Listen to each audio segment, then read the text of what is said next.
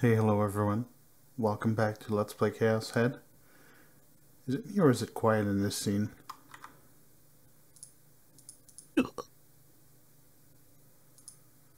Oh, looks like my sound's working. Alright, I read this last time I think, but let's read it again anyway. The phone call she'd made only a few hours ago. The agonized voice saying, "Give back Nana's right hand." The smile she now pointed at me from right... What the fuck? The smile she now pointed at me from right in front of me. The bandage wound around her right hand. They contradicted each other. Nanami was contradicting herself. Ah, I see. This must surely be one of those delusions I'm always having. I'd never had a sister like Nanami in the first place. That's it. That's obviously it. That shit's creepy, dude. Those 3D models. Ignoring her, I went back into the room and sat down on the sofa. I gave the Seroton figure another tight squeeze. I clenched her so hard it made my hand hurt a little. But even that pain was delusionary anyway. Oni, どうしたの? 元気ないじゃん. Everything in this world was made of delusions. Delusions that unfolded solely within my brain.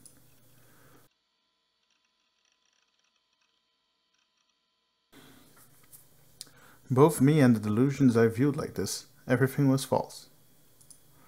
徹夜でゲームでもやってたの? もっと人間らしい生活したら?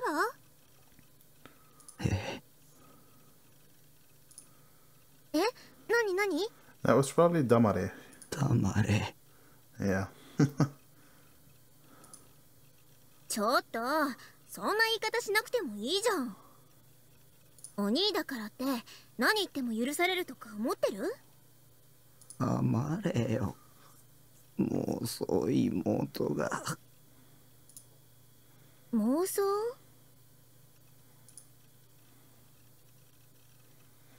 Throwing my body against the sofa backrest, I looked up at the ceiling. Without any particular meaning behind it, I started counting the spots of rust there. I didn't want to let Nanami into my sight, because she'd only make me grow hollower. Well, not that it made a big difference whether or not I went into inside, given that I was a delusionary existence after all. ねえ、お兄、本当に平気? いつもと全然様子が違うけど。Acting all grown up and concerned over me, my imaginary little sister was worrying about me. It made irritation seed up within me. No, rather, why had she barged into my room without asking? あ、わかった。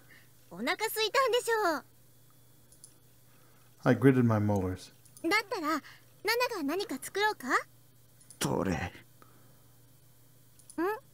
鳥って言った? 鶏肉? No one said a word about chicken. 鶏肉だと、やっぱ唐揚げかな。でも、一人で作ったことないし。あ、別に、お兄のリクエストがあったから作るわけじゃないからね。ナナも今日は鶏肉で何か作りたいなって思ってただけだよ。This Nanami got on my nerves. What I couldn't forgive her for was how she resembled the real thing. No, the real Nanami didn't exist at all, right? Then this Nanami herself was the real one? The real Nanami? Wow, my cat wants into the room desperately. Let's let him inside. Let's make it happen. Alright. He's in. Let's see how long it takes until he's gone and fucked off again. My head got all tangled up. So I gave up on thinking. I didn't give a crap about it. Everything was a delusion in the end. 包帯取れ。 Oh? 取ってみろ。ボケが。包帯って、あ、これ? 転んで打撲しただけだし。I don't know. A bruise. The truth? A lie? I'd know if she took it off. ほんと、わがままなお兄だな。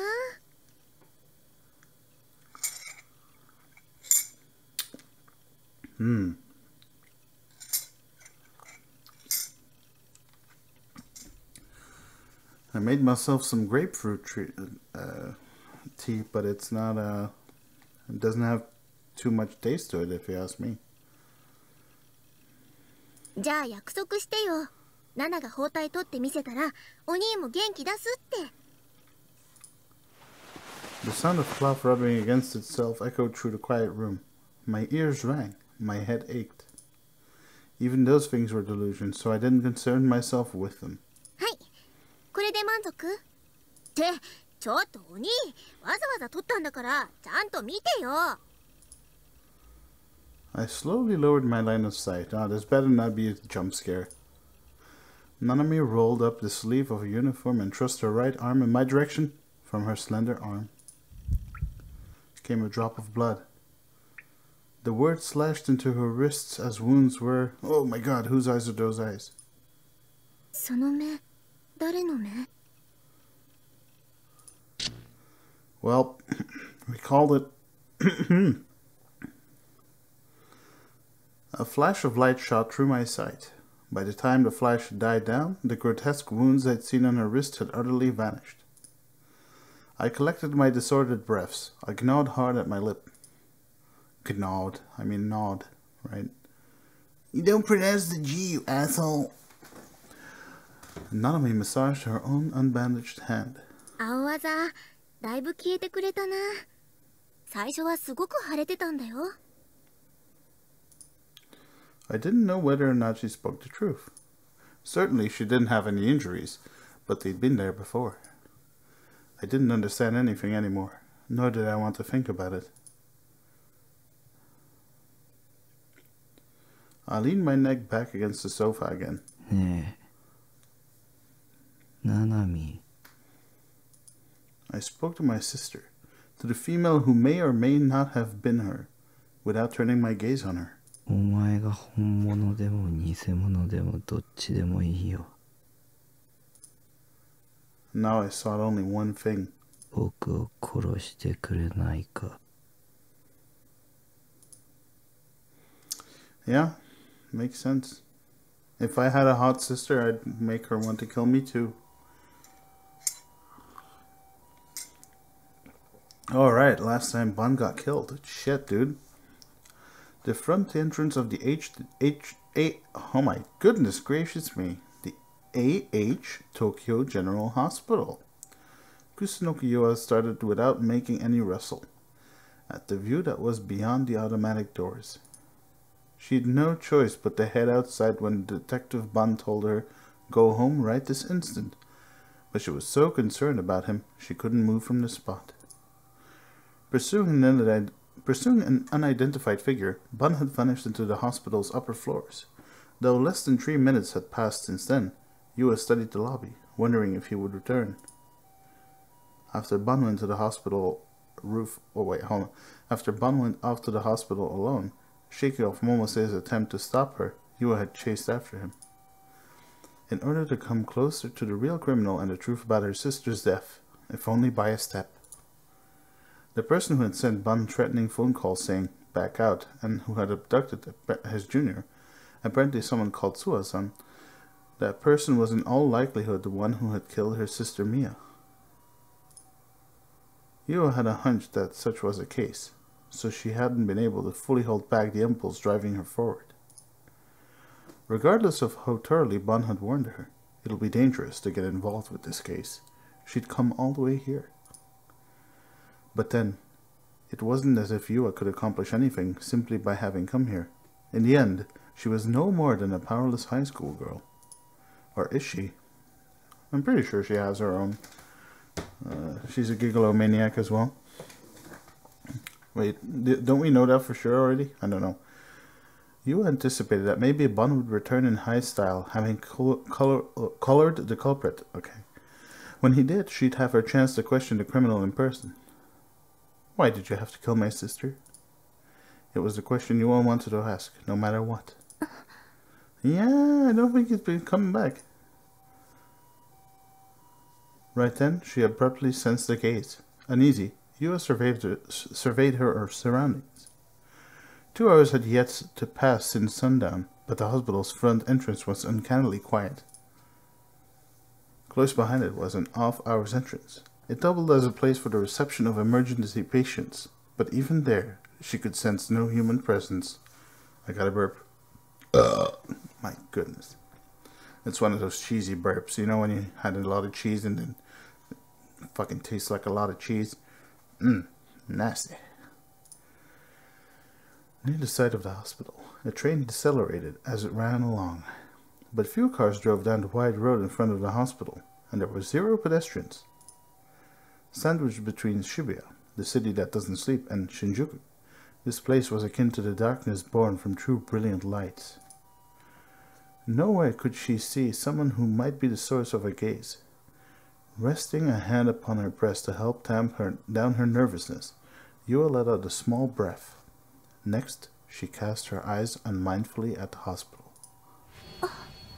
Well, fuck me, dude. There's your sister. It's all cool. A lone girl stood there. The lights around the hospital entrance had already gone out, leaving it dim. Despite that, the girl's form floated up out of the darkness with a terrible clarity. Mia-chan. Yua murmured unthinkingly. She knew it was impossible, but she couldn't keep her voice from coming out. The girl's figure looked exactly the same as hers, and exactly the same as her younger twin sister, who was no longer in this world. Moreover, the girl was wearing familiar-looking clothing. They were, without a doubt, her little sister's clothes. When she thought that perhaps she was seeing a ghost, she experienced a terror great enough to make all the downy hair on her body stand at end. The girl abruptly turned on her heel, heading for the automatic doors at the hospital building entrance. As she approached them, the automatic doors quietly opened. She wasn't a ghost. Yua was dumbfounded. She instantly broke into a run and went toward the hospital entrance, chasing after the girl. Perhaps because the lights out time had already gone by, the hospital building interior was even more deathly quiet than outside. Each time Yua took a step, the sound of her shoes echoed far down the hallway. It had been the same in the outpatient building, but the excessive silence made it seem even eerier. The girl's presence had disappeared in the direction of the upper floors. She heard something resembling faint laughter as well. Like a scene right out of a ghost story. Yua thought to herself as she slowly, step by step, climbed the stairs with great care. She came out on the second floor. She looked down the hallway, but no one was there after all. When she became dubious, suspecting it of having been a hallucination, she heard female laughter from the floor above. That voice, that manner of laughing, Yua had heard them countless times in the past. Upon ascending to the third floor, Yua glanced at the corridor, and there stood a girl with the same face as her. One of the 5 to die in the first new gen case, the group dive. Her sister, who was supposed to have died 2 months ago. Kusunoku Miya stood there, and there was no denying the tangibility of her existence.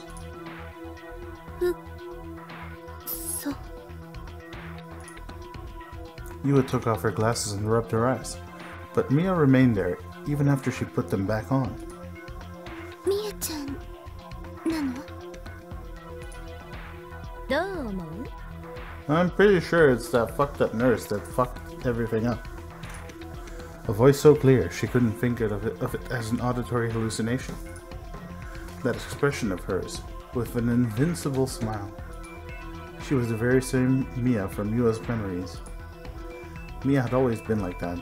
She'd often sneered that way to make herself out to be the bad guy. Mia-chan. 本当に私がミアであなたがユアだと思う? Oh boy, here we go. Miya is actually Yua. Watch it happen. どういうこと? Oh no, she's also a hallucination?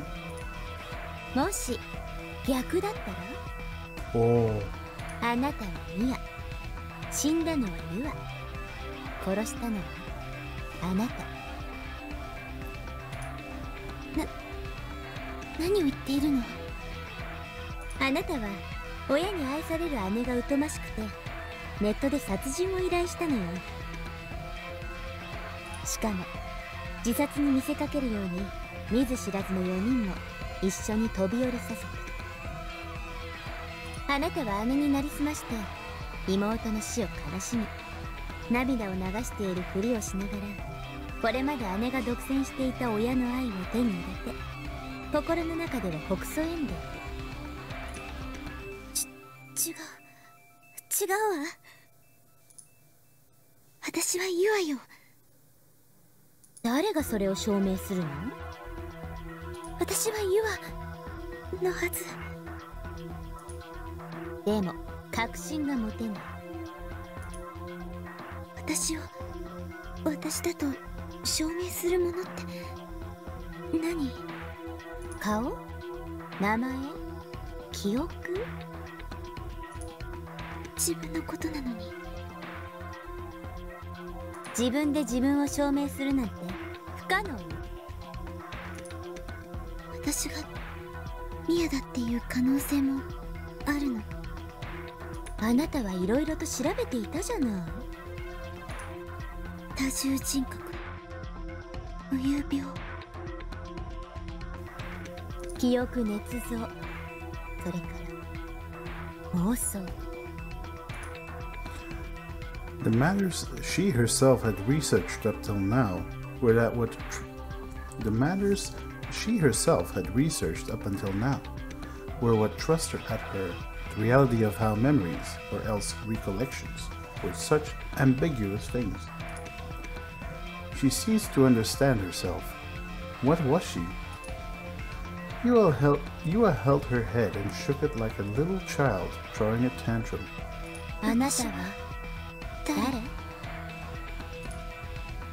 ？Yua, who pretended to be a good girl and automatically received their parents' praise and affection.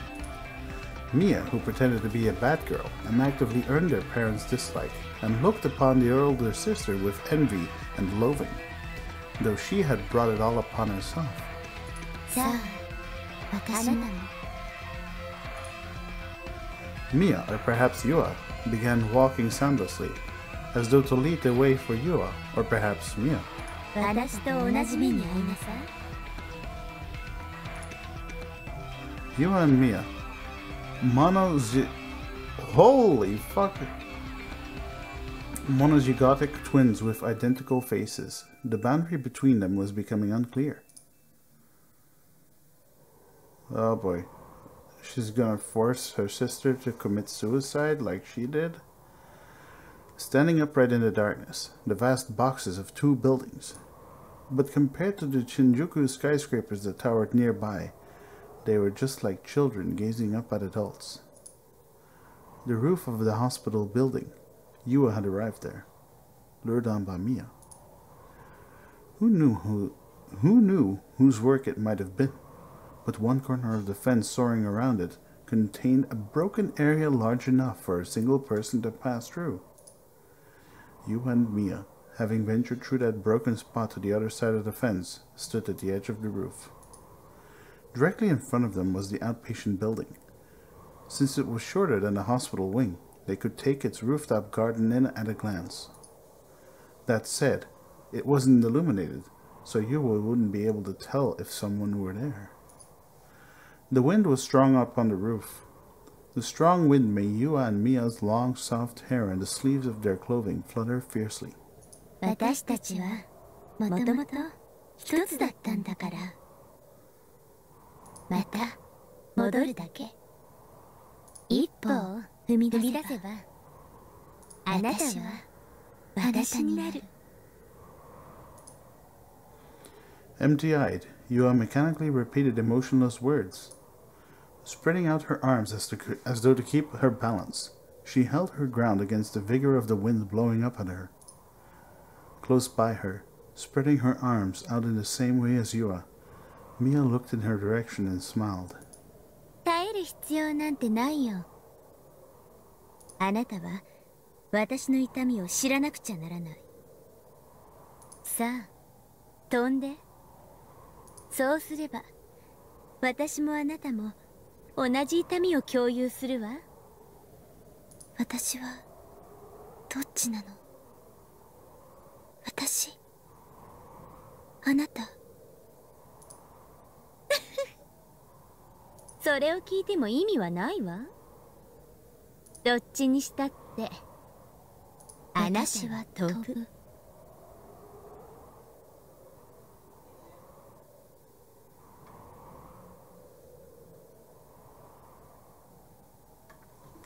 Hold on. Fucking cameo. Okay, well, we are now like 4 hours later. Had a bit of an unforeseen circumstance with my family member suddenly being diagnosed with cancer, which sucks. Anyways, let's continue. All vestiges of hesitation vanished from Yua, and as she began to take a single step forward... Oh, this is happening at the same time. A gunshot tore through the moonless night. Yua came back to herself with a gasp, and looking down at her feet, she let out a cry. She went dizzy, faced with the height of the place where she had come to stand of her own accord. She lost her balance and seemed about to fall off. She desperately reached for the fence at her back and avoided plummeting down by clinging onto it. She'd heard the gunshot from the roof of the outpatient building. She turned her eyes again in its direction. She could just barely make out human shapes in the circular clearing at the center of the rooftop garden. There were two of them. One lay collapsed and the other stood beside him.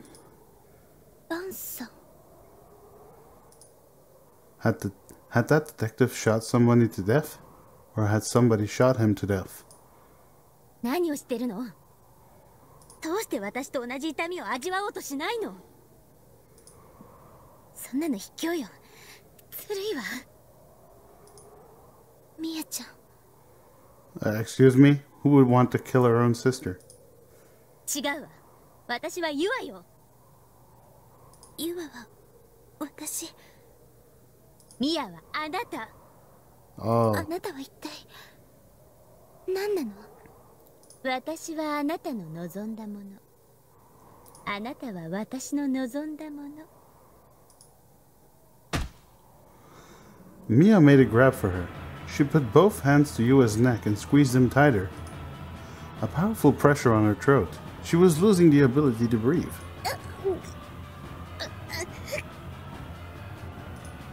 Mia wasn't a ghost. She definitely had a physical body.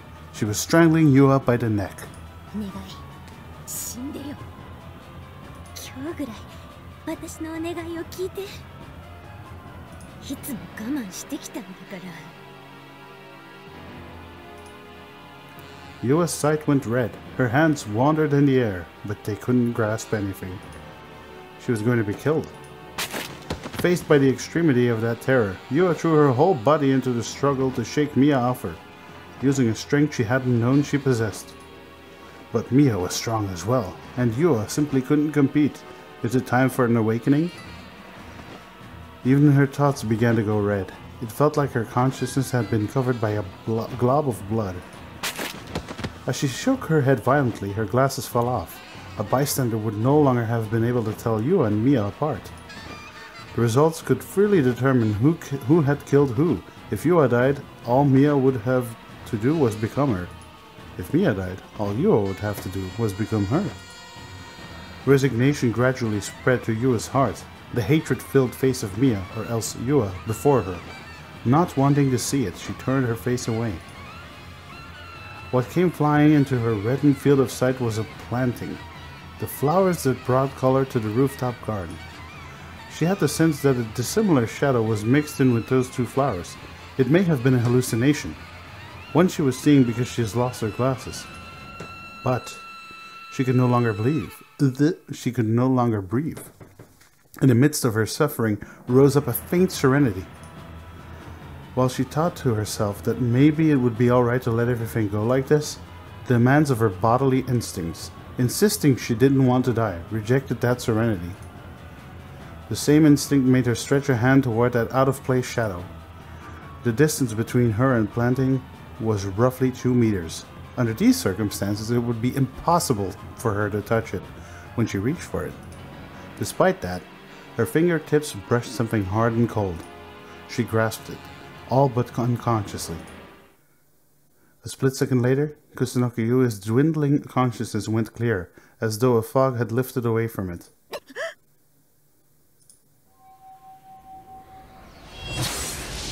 An intense, invisible impact burst forth. A red light resembling flower petals danced there, sending the twins, one of whom had almost been lying atop the other, flying apart. Coughing, Yua swayed to her feet, looked at what she was gripping and widened her eyes. It was a single sword. All too elegant, all too keen, all too immaculate, all too valiant, all too delicate and easily damaged, all too profound and unfamiliar, and beautiful enough to invoke tears, and beautiful enough to invoke tears.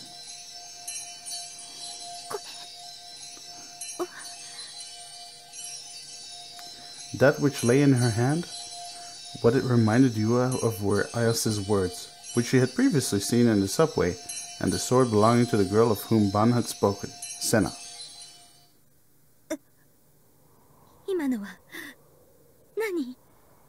Well, blown away by the mysterious shock wave from before, almost buried in one of the plantings, Mia came crawling out, pressing down on her head. 私はみやちゃん、私やっと分かったわ。どうしてここまで一生懸命あなたの死の真相を調べていたのか。 Well, I do want to finish this, so but you know what? I just had a cameo from my mom telling me to go to bed. And you know what that means. Always listen to your mom, or you'll end up dead. Alright. See you guys on the flip side.